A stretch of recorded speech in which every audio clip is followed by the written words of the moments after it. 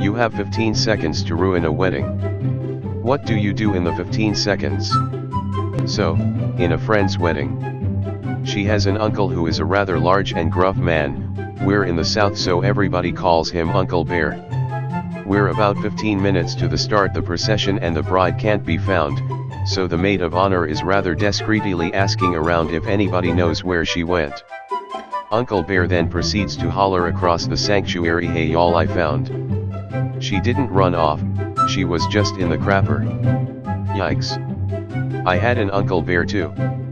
He ate the groom and mauled the bride to death. He tore 7 of the wedding attendees into shred. Come to think of it, neither of my parents have siblings.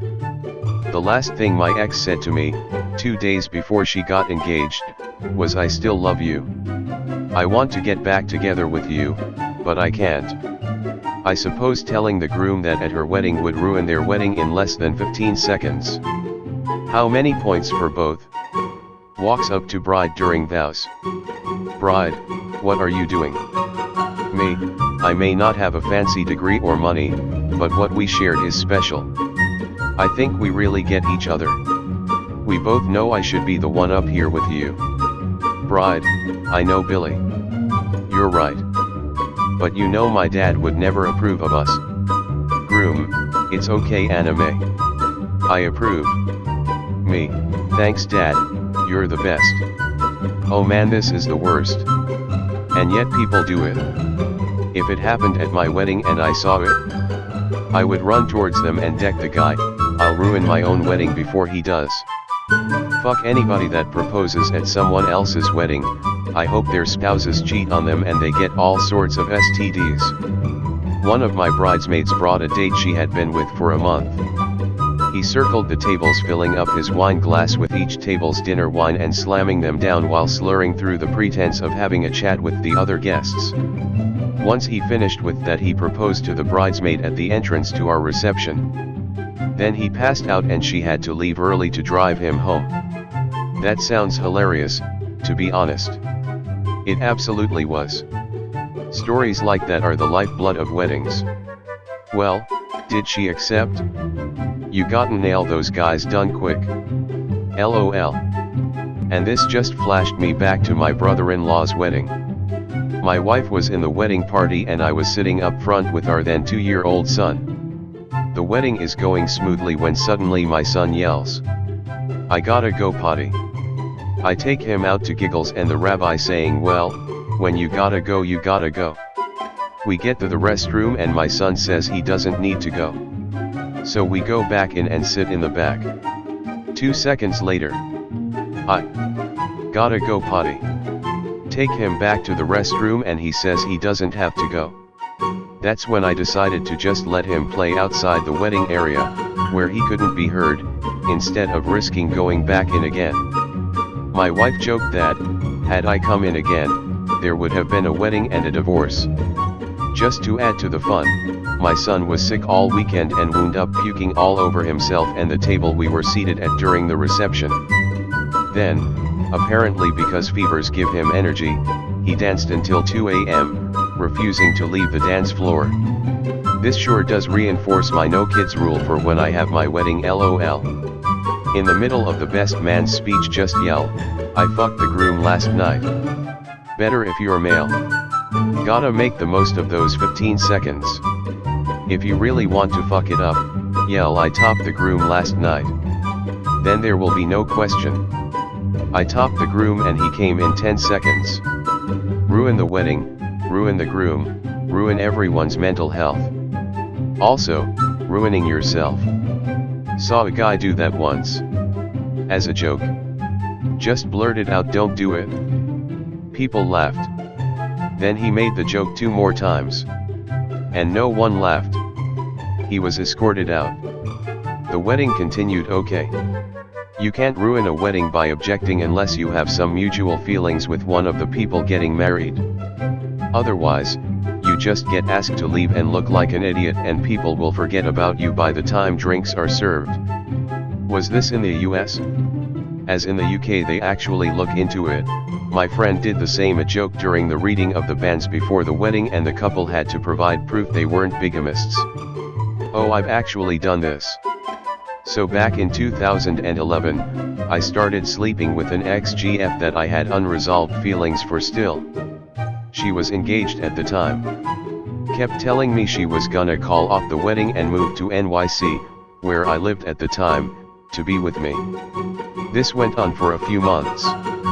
We'd visit each other, have a wild weekend, be madly in love, then go our separate ways and text/call non-stop until our next getaway. As the wedding date got closer and closer, and she kept putting off ending her engagement, I started getting more nervous that she wasn't going to go through with calling it off.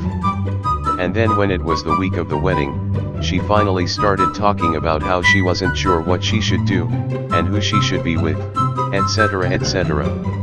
So thanks to being raised on a healthy diet of movies and TV shows, I did the only reasonable thing one can do in that situation, flew down and attended the wedding specifically so I could confess my love to her in person and steal her away from her fiancé upside down face. My plan was to make a grand gesture during the ceremony, because I was young and dumb, and also how often do you get an opportunity to do something like that in real life, right? But I didn't make it that far. I got into town 2 days before the wedding. She met me at my hotel that night after her fiancé went to bed.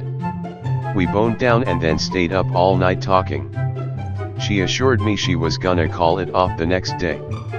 I wake up the next day, and she's gone. She left a note saying she's having second thoughts and needs more time to think things over, and that I shouldn't come to the rehearsal dinner because she can't control her feelings around me. Obviously, I show up to the rehearsal dinner later that night, get super drunk, and end up confronting her about us a little too loudly. Her fiancé's dad overhears, starts screaming at me, her mom interrupts and starts yelling at him, then at her, then the fiancé gets involved, and so does my ex, and the whole thing spirals into everyone screaming at each other fairly quickly.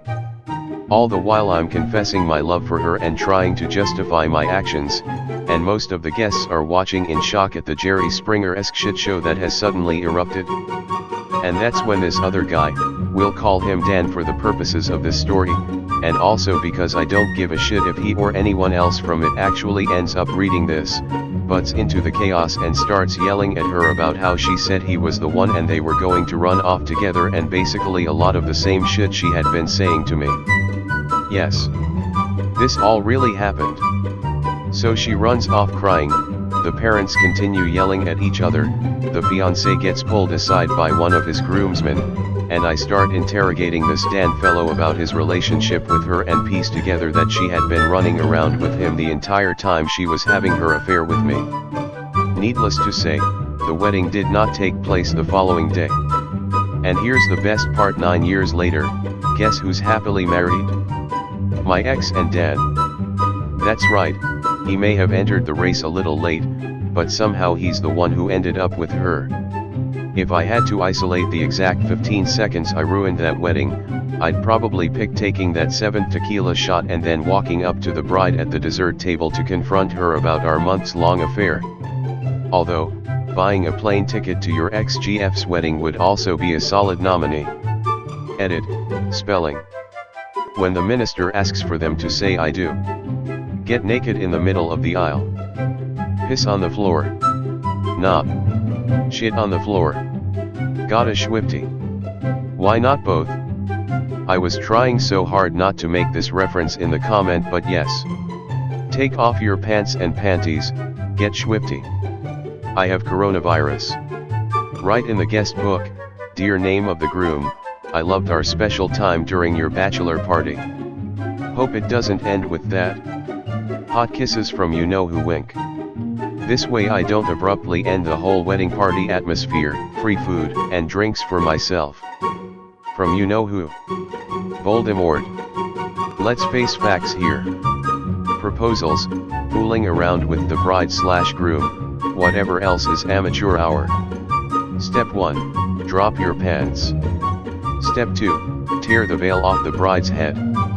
Step 3, floss the hell out of your bumhole with that bad boy. Step 4, by this time you have about 3 seconds, so, quick as you can. Wipe the veil on the dress. Job done. That's a lot to do in 15 seconds, unless you're Sonic. Have a seizure. I did that at college graduation, made it start like 45 minutes late.